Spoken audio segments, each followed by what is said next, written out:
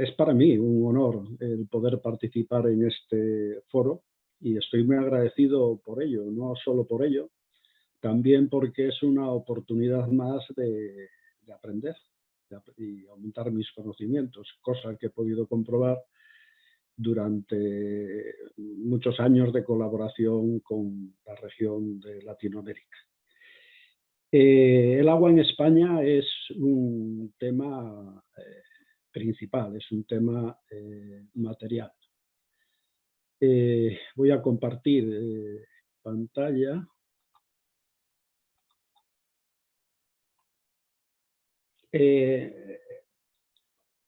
Pensé en titular mi intervención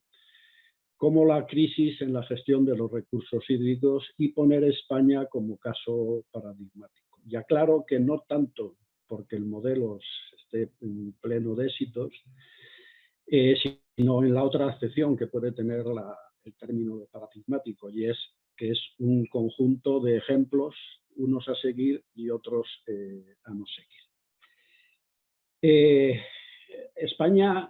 ha sido precursora en muchos casos en la gestión integrada del agua. Lo que antes eran las confederaciones hidrográficas, hoy demarcaciones de cuencas,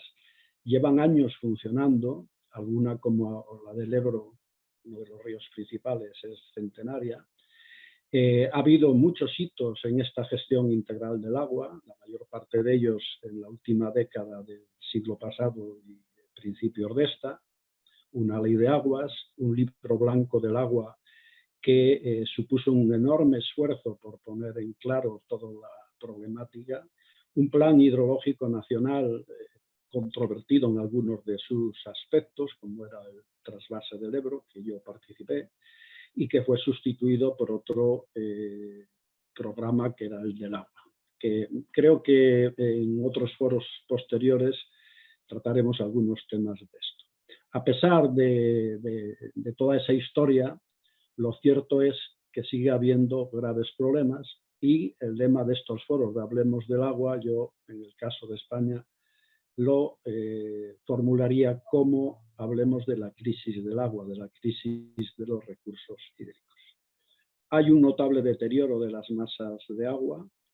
hay un déficit hídrico en algunas regiones y en algunos tiempos coyuntural, pero en otros casos estructural, de manera permanente, más demanda que recursos. Esto es especialmente grave en el área mediterránea, donde se concitan actividades muy consumidoras de agua, como es el turismo, como es la agricultura, sequías recurrentes, consecuencia de algunos de los temas que he citado sobre explotación de acuíferos, con problemas de subsidencia, con problemas de salinización, conflictos regionales de una gran carga política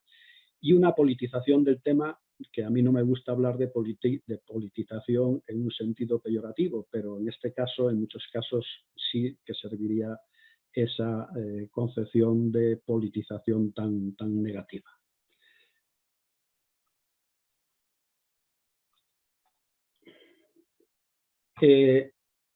Perdón, que me había saltado algunos temas. Recapitulando, ahora ya no hay que hablar o ya no hablamos de los efectos del cambio climático como una amenaza futura. Es una amenaza actual y concretamente hoy comienza en España a estar vigente un plan de ahorro energético con limitaciones en el entendido de escaparates, con limitaciones en centros públicos hosteleros de las temperaturas interiores como consecuencia de la gravedad del tema. Llevamos un verano de sucesivas olas de calor y en nuestra región, en Cantabria, que es una región de clima suave con 1.300 milímetros anuales de precipitaciones, llevamos dos meses prácticamente sin llover.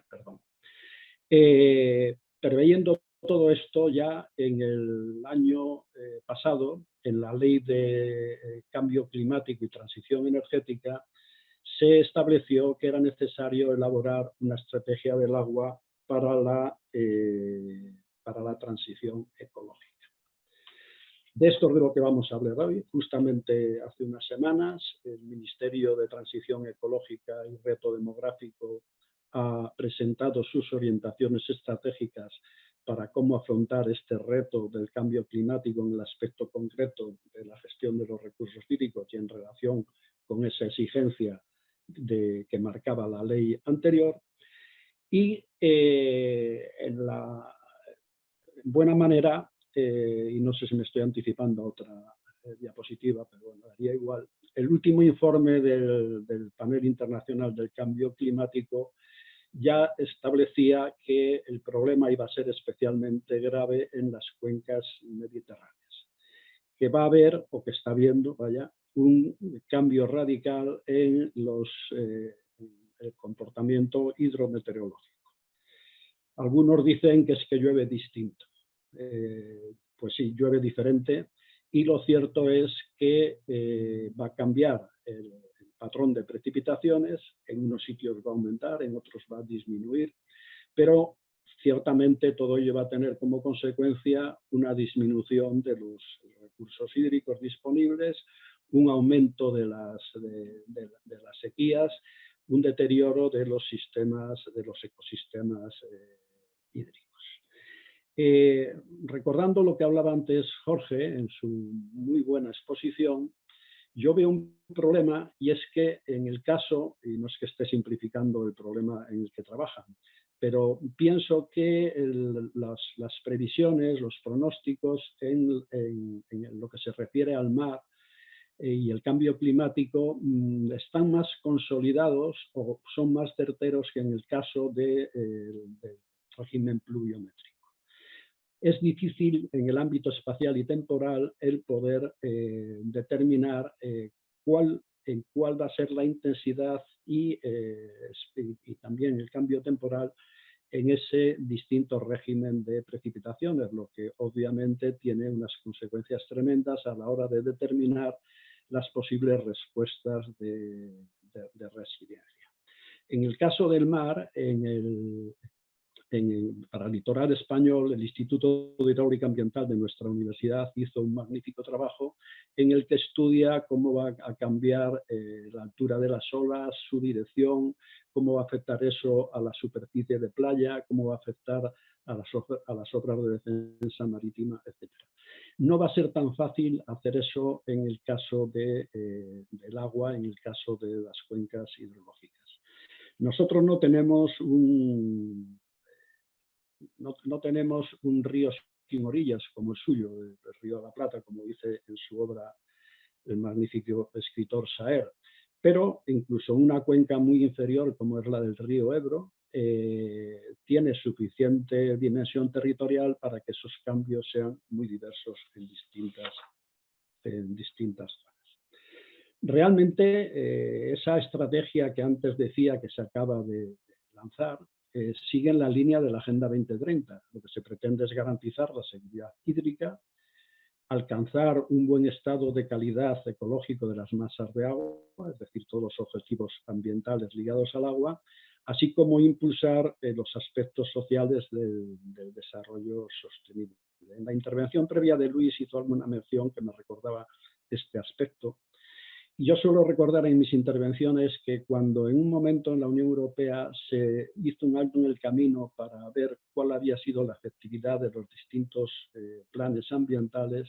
se encontró que era menos de lo que cabía esperar y que en algunos casos era consecuencia de la falta de integración de los aspectos ambientales en las distintas políticas sectoriales. Un caso ejemplar, mal ejemplo, es el agua.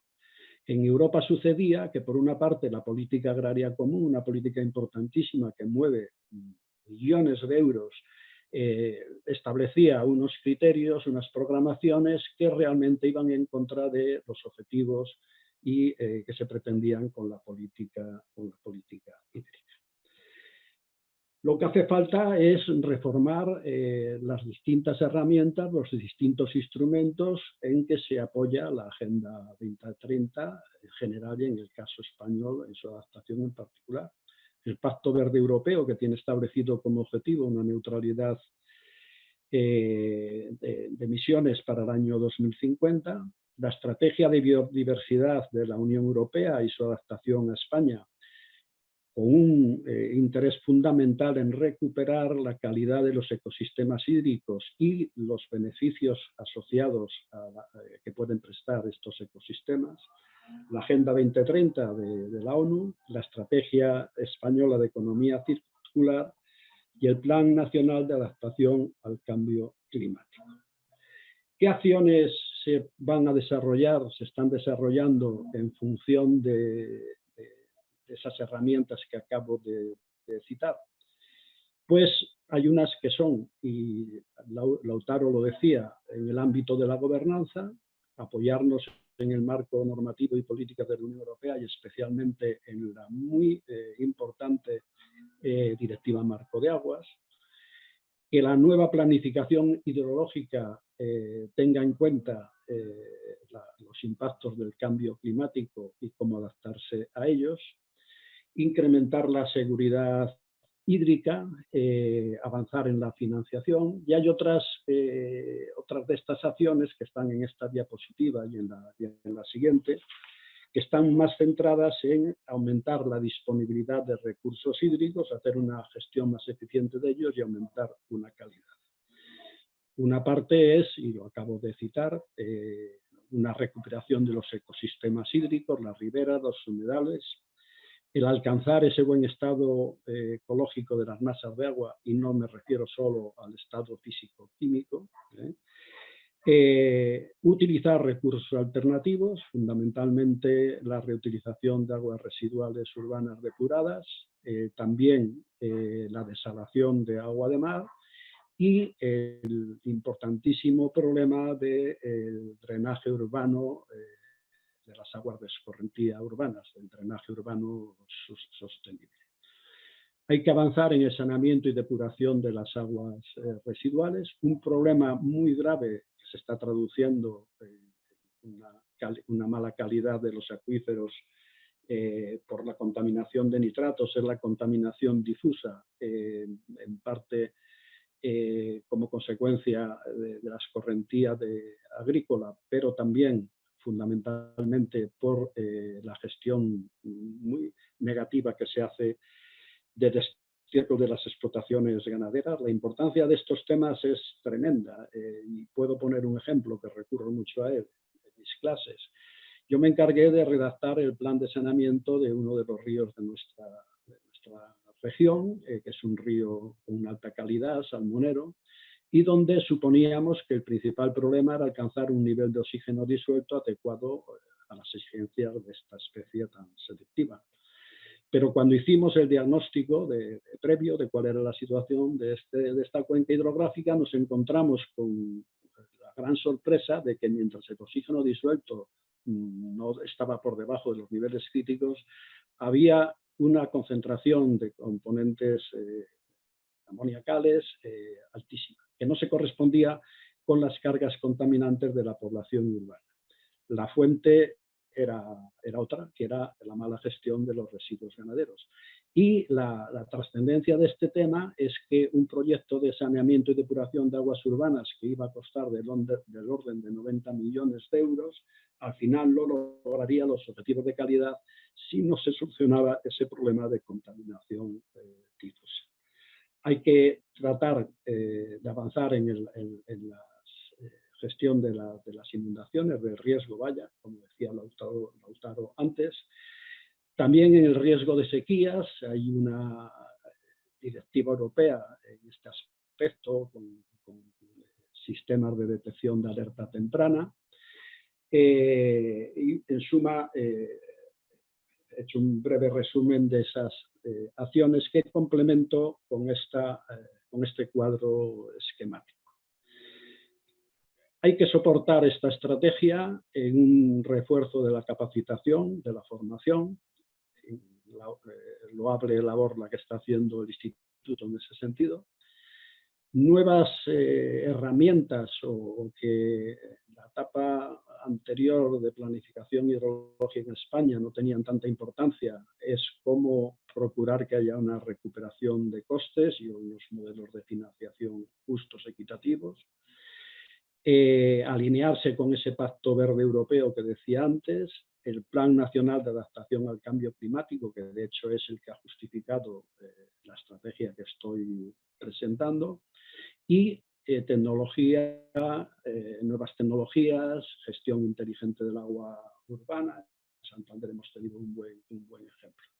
Todo eso permitirá una adecuación del marco jurídico y de gobernanza, en donde tanto Jorge como Lautaro han dejado ya sus pinceladas muy interesantes. Hay que hacer una gestión del agua, de los recursos hídricos, transparente, con una participación pública. En España la realidad es que esos organismos de cuenca, confederaciones hidrográficas, que se encargaban de la gestión integral del agua en cada una de ellas, ya tenían una buena participación con órganos en que estaban representados todos los sectores y agentes sociales. Pero hay que hacer que esa participación sea más directa, en suma, más fructífera. Y hay que hacer un planteamiento radicalmente distinto de los planes hidrológicos y de las medidas que se tienen que apoyar en ellos. Planes especiales de sequía con todos esos sistemas de alerta temprana, cómo gestionar el riesgo de inundación, muy especialmente en el ámbito urbano, en una Europa en donde los sistemas de saneamiento son prácticamente en su totalidad unitarios, cómo diseñar esa recuperación de la biodiversidad de nuestros ríos, e insisto, porque durante mucho tiempo, cuando se hablaba de calidad en las cuencas, se hablaba exclusivamente de parámetros físico-químicos, ahora estamos hablando de todos los indicadores de estado, de calidad, ecológicos, físico-químicos también, por supuesto, recuperación de humedales. Yo aquí suelo decir cómo se ha cambiado conceptualmente esto. En nuestra región y en España, cuando hace años se hablaba de sanear las marismas, los humedales, se estaba hablando realmente de desecarlos, de rellenarlos, porque se consideraban lugares infectos en donde se propagaban enfermedades. Hay que, bueno, ya realmente ha habido un cambio notable, pero hay que todavía ser más ambiciosos en esta recuperación de humedales, recuperación de acuíferos y los planes de depuración, en donde cada vez tome mayor importancia la reutilización de aguas como una de las tres alternativas de recursos que cité antes, junto a la desalación y a la gestión del drenaje de aguas pluviales y urbanas. Pues nada más, con una cierta precipitación, porque no quería que se me llamara la atención. Muchas gracias por haberme escuchado, y algo que quería decir al principio pero olvidé, que encantadísimos de que un próximo foro tuviera lugar en esta nuestra tierra, que Luis ya bien conoce y donde todos ustedes serían muy bienvenidos. Muchas gracias.